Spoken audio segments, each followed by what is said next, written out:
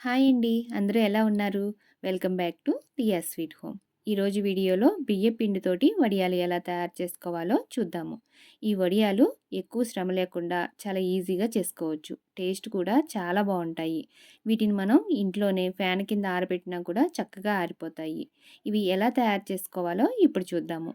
ముందుగా ఒక గిన్నె తీసుకొని అందులోకి ఒక కప్పు బియ్యం వేసుకోవాలి. ఈ బియ్యాన్ని మీరు రేషన్ బియ్యం ఉంటే రేషన్ బియ్యం వాడుకోండి. లేదంటే నార్మల్ బియ్యం వాడుకోండి. రేషన్ బియ్యం అయితే టేస్ట్ చాలా బావుంటాయి. వడియాలు చక్కగా వస్తాయి. ఇప్పుడు ఈ బియ్యాన్ని 2, 3 సార్లు నీళ్లు పోసి శుభ్రంగా కడిగి ఆ తర్వాత బియ్యం మునిగేంత వరకు నీళ్లు పోసి ఒక 7, 8 గంటల పాటు నానబెట్టుకోవాలి. మనం వడియాల్ని మార్నింగ్ చేస్తాం కాబట్టి నైటే ఈ బియ్యాన్ని ఇలా కడిగి నానబెట్టుకుంటే మార్నింగ్‌కి చక్కగా నానిపోతాయి. మార్నింగు మీరు మిక్సీలో కానీ, లేదంటే గ్రైండర్‌లో కానీ ఈ బియ్యాన్ని చక్కగా ఇలా రుబ్బుకోండి. ఇలా నీళ్లు కొంచెం కొంచెం పోసుకుంటూ పిండి ఈ కన్సిస్టెన్సీ వచ్చేలాగా రుబ్బుకోవాలి. ఇలా రుబ్బుకున్న పిండిని పక్కన పెట్టేసుకొని, ఇప్పుడు స్టవ్ వెలిగించుకుని అడుగు మందంగా ఉన్న ఒక గిన్నె పెట్టుకొని, అందులోకి మనం ఏ కప్పుతో అయితే బియ్యం తీసుకున్నామో అదే కప్పుతోటి 3 కప్పులు నీళ్లు పోసుకోవాలి. ఈ నీళ్ళల్లోకి రుచికి సరిపడినంత ఉప్పు వేసుకోవాలి. మీరు వడియాల్లో ఉప్పు వేసేటప్పుడు కొంచెం తగ్గించి వేసుకోండి. ఉప్పు కరెక్ట్‌గా వేశారంటే వడియాలు ఎండిన తర్వాత ఎక్కువగా అనిపిస్తుంది. అందుకని కొంచెం తగ్గించి వేసుకుంటే వడియాలు ఎండిన తర్వాత కరెక్ట్‌గా సరిపోతుంది. ఇప్పుడు ఉప్పు వేసిన తర్వాత ఒక స్పూను జీలకర్ర, అలాగే ఒక టేబుల్ స్పూన్ నువ్వులు వేసుకోవాలి. మీకు జీలకర్ర గానీ, నువ్వులు కానీ నచ్చకపోతే స్కిప్ చేసేసేయండి.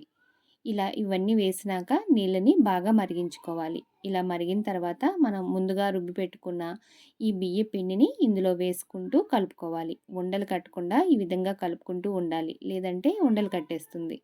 ఇలా కలుపుకుంటూ ఒక 10, 15 నిమిషాల పాటు ఉడికించుకోవాలి. స్టవ్‌ని మీడియం ఫ్లేమ్‌లో పెట్టుకొని ఇలా కలుపుకుంటూ ఉండండి. ఇలా కలుపుతూ ఉంటే మనకి పిండనేది ఉడికి ఈ విధంగా దగ్గర పడుతుంది. ఇలా దగ్గర పడిన తర్వాత బాగా ఒకసారి కలుపుకొని, పిండిలో ఎక్కడ ఉండలు లేకుండా చూసుకొని, ఆ తర్వాత పిండి పైన మూత పెట్టి ఒక 2, 3 నిమిషాల పాటు స్టవ్‌ని సిమ్‌లో పెట్టి ఈ పిండిని మగ్గనివ్వాలి.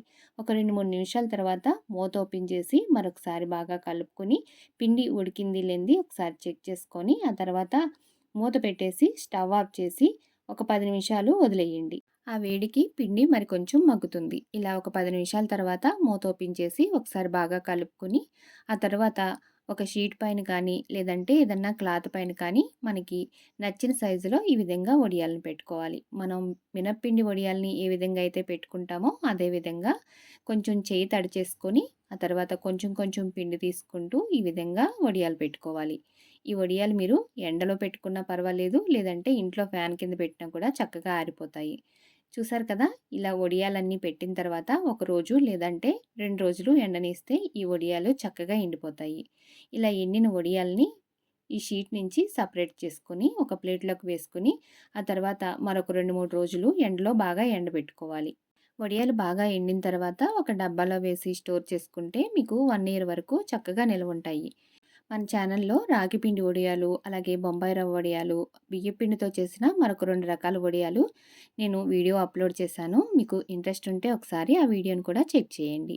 చూస్తున్నారు కదా! వడియాలు ఎండిన తర్వాత ఈ విధంగా ఉంటాయి. ఇలా ఎండిన వడియాల్ని మనం ఆయిల్‌లో వేసి వేయించుకొని పప్పులో కానీ, సాంబార్‌లో కానీ నంచుకొని తింటే చాలా టేస్టీగా ఉంటాయి. ఒకసారి తప్పకుండా ట్రై చేసి టేస్ట్ చేయండి. ఈ వడియాల్ని వేయించుకోవడం కోసం స్టవ్ మీద ఒక గిన్నె పెట్టుకొని అందులోకి వేయించడానికి సరిపడినంత ఆయిల్ వేసుకొని బాగా వేడయిన తర్వాత ఇలా కొంచెం కొంచెం వడియాలు వేసుకుంటూ వేయించుకోవాలి. వేగిన తర్వాత ఇలా పువ్వుల్లాగా వస్తాయి. చూసారు కదా!